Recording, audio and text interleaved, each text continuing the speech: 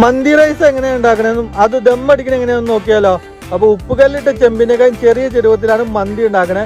ഒരു 200 gram sunflower oil ഒഴിച്ച് അതിലേക്ക് ഒരു സവാള കട്ട് ചെയ്തിട്ട് അതുപോലെ തന്നെ ക്യാരറ്റ്, ക്യാപ്സിക്കം, ഇഞ്ചി, പച്ചമുളക്, തക്കാളി ഇതെല്ലാം കൂടി അതിലേക്ക് ഇട്ട് ആവശ്യത്തിന് സ്പൈസസും കൂടി ഇടുന്നുണ്ട്.